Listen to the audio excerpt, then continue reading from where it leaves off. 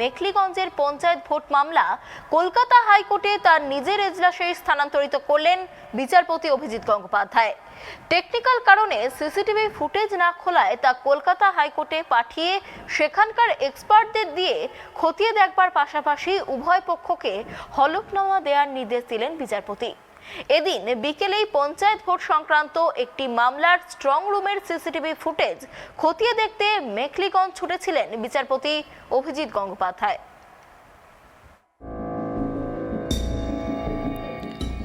Panchayat vote সংক্রান্ত একটি মামলার স্ট্রং রুমের সিসিটিভি ফুটেজ খতিয়ে দেখতে মেখলিগঞ্জে ছুটলেন বিচারপতি অভিজিৎ গঙ্গোপাধ্যায়। স্ট্রং রুমে অসঙ্গতি ছিল, করা হয়েছে কারসাজি। এই নিয়ে কোচবিহার জেলার মেখলিগঞ্জ এলাকার নির্দল সহ মোট 10 জন অভিযোগ দায়ের করেছিলেন। এদিন সেই মামলা উঠেছিল কলকাতা হাইকোর্টের জলপাইগুড়ি সার্কিট বেঞ্চে বিচারপতি অভিজিৎ গঙ্গোপাধ্যায়ের এজলাসে। সূত্রের খবর, এজলাসে জমা দেওয়া ভিডিও ফুটেজ কিছুতেই খুলছিল না। তাতে খানিকটা বিরক্ত হন বিচারপতি। তখন বিচারপতিকে বলা হয় মেখলিগঞ্জে একটি সফটওয়্যার আছে যা দিয়ে এই ফুটেজ খোলা যাবে। একথা শোনা মাত্রই বিচারপতি অভিজিৎ গঙ্গোপাধ্যায় বলেন তিনি এখনই মেখলিগঞ্জে যাবেন। সূত্রের খবর, বিকেল 3:40 নাগাদ মেখলিগঞ্জে বেরিয়ে যান তিনি। মামলাকারীদের আইনজীবী কুণালদীপ ভট্টাচার্য জানিয়েছেন, ভোটের পরে স্ট্রং রুমে এমন কিছু কাজ হয়েছিল যা হওয়া উচিত নয়। তা নিয়েই একটা মামলা করা হয়েছিল। সেই মামলাতেই আদালত সিসিটিভি ফুটেজ চেয়ে পাঠিয়েছিল। আজকে এখানে যখন সিসিটিভি ফুটেজ চালানো হয় সেটা চলে না। তখন বিচারপতি জানতে চান কেন চলছে না। তখনই ফুটেজ নিয়ে তারা এসেছিলেন। তারা জানান ফুটেজ চালানোর জন্য একটা বিশেষ সফটওয়্যারের প্রয়োজন যা মেখলিগঞ্জে গেলে পাওয়া যাবে। তখনই তিনি বলেন আমি এখনই যাব মেখলিগঞ্জে।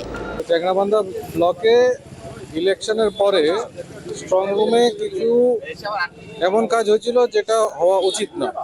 তাতে যে আমরা মামলাটা ফাইল করেছিলাম, অনারেবল কোর্ট সিসিটিভি ফুটেজ চেয়ে পাঠিয়েছিলেন। আজকে অনারেবল কোর্টের যখন সিসিটিভি ফুটেজটা আসে ওটা চলে না। অনারেবল কোর্ট যখন জিজ্ঞেস করলেন যে এটা কেন চলছে না, যিনি এসেছিলেন টেকনিক্যাল পারসন উনি বলেছিলেন কিছু একটা সফটওয়্যারের দরকার যেটা এই মুহূর্তে মেখলিগঞ্জে পাওয়া যায়। তখন জজ সাহেব বললেন যে এই ফুটেজটা মেখলিগঞ্জে কোর্টে গিয়ে দেখা হবে। লর্ডশিপ যাচ্ছেন, আর আমরা যারা অ্যাডভোকেটরা আছি সব পার্টি মানে আমরা যারা পিটিশনারের হয়ে এবং স্টেট এবং ইলেকশন কমিশনের আমরা সবাই এখন যাব। পিটিশনার ছিলেন চ্যাংড়াবান্ধা ব্লকের 10 জন পঞ্চায়েত ইলেকশনের ক্যান্ডিডেট, বিভিন্ন পার্টি, বিভিন্ন রাজনীতি, ইন্ডিপেন্ডেন্ট এবং বিভিন্ন রাজনীতি। এইটাই আছে। আজকে honourable justice Abhijit Gangopadhyay single বেঞ্চে। উনি যাচ্ছেন। হ্যাঁ, উনি যাচ্ছেন। উনি না স্যাটিসফাইড কথা না, ওই ভিডিওটা খুলেনি এখানটায়। উনি যে টেকনিক্যাল পার্সন এসেছিলেন ওনাকে জিজ্ঞেস করা হয়েছিল, তখন উনি বললেন যে এই সফটওয়্যারটা নাকি মেখলিগঞ্জে পাওয়া যায়। মামলাকারীদের আরও এক আইনজীবী হায়দার আলী বলেন বিচারপতি নিজে যাচ্ছেন, ওখানে গিয়ে এখন কি পাওয়া যায় দেখা যাক, তারপরেই মামলার পরবর্তী অগ্রগতি বোঝা যাবে।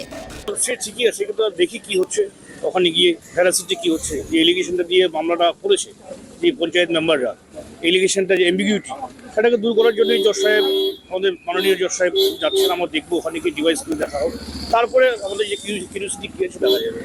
এদিন মেখলিগঞ্জ আদালতে পৌঁছে সেখানে সিসিটিভি ফুটেজ খতিয়ে দেখার চেষ্টা করেন বিচারপতি গঙ্গোপাধ্যায়, কিন্তু টেকনিক্যাল প্রবলেমের জন্য সেখানেও ফুটেজ দেখতে পাননি তিনি।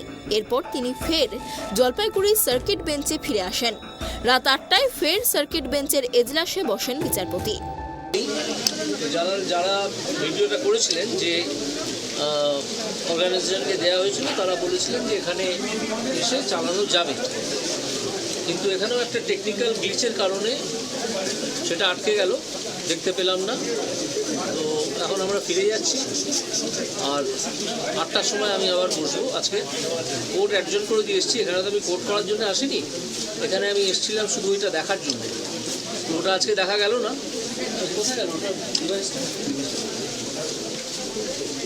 সেটা আমরা সঙ্গে করে নিয়ে যাচ্ছি, তো পরে হয়তো কোনো সময় দেখব। যদি প্রয়োজন হয় তখন তো আজকে দেখা যায়। এটা স্যার আর কি পাইলেন স্যার? হ্যাঁ? আর কি পাইলেন তথ্য এখানে? কোথায়? আর কি কি তথ্য পাইলেন স্যার? আর কোনো তথ্য পাওয়ার প্রশ্ন নেই, কারণ দেখতে পেলে তো পেতাম, দেখতে তো পাইনি। স্যার ভিডিও ফুটেজটা মানে কিসের ছিল স্যার? যারা মামলা করেছেন তারা চেয়েছিলেন যে ওই স্ট্রং রুমে, তারা অ্যালিগেশন করেছেন যে স্ট্রং রুমে কিছু গণ্ডগোল করা হয়েছিল, তো সেই জন্য স্ট্রং রুম পার্টের ভিডিওটা আমি দেখার চেষ্টা করেছিলাম, তো এবং অন্যান্য আইনজীবীরাও ছিলেন, সেইটা আজকে করা হলো। স্যার রাতে আর থাকবেন? 8টার সময় তো আবার কোর্ট বসবে। আটটার সময় তো আবার আমি ওখানে কোর্ট অ্যাডজন করে এসেছি, আমি তো ওখানে আবার বসবো, কোর্টটা ওখানেই হচ্ছে, এটা শুধু আমি দেখার জন্য উঠে এসেছিলাম। মামলাকারী পক্ষের আইনজীবী কুণালজিৎ ভট্টাচার্য জানিয়েছেন, রাত 8টায় ফের আদালত বসলে বিচারপতি অভিজিৎ গঙ্গোপাধ্যায় এই ফুটেজ কলকাতায় পাঠাবার নির্দেশ দিয়েছেন। সেখানেই এক্সপার্টদের সাহায্যে ফুটেজ দেখা হবে বলে জানিয়েছেন তিনি। Additional advocate general Joyjit Chowdhury জানিয়েছেন, এই মামলা কলকাতা হাইকোর্টে নিজের এজলাসেই স্থানান্তরের নির্দেশ দিয়েছেন বিচারপতি। পাশাপাশি রাজ্য সরকার এবং রাজ্য নির্বাচন কমিশনকে 3 সপ্তাহ এবং মামলাকারীদের তারপরের 2 সপ্তাহের মধ্যে ঘটনার জবাবদিহি করারও নির্দেশ দিয়েছেন তিনি। মেখলিগঞ্জ থেকে সুরজিৎদের রিপোর্ট, ট্রাইব টিভি।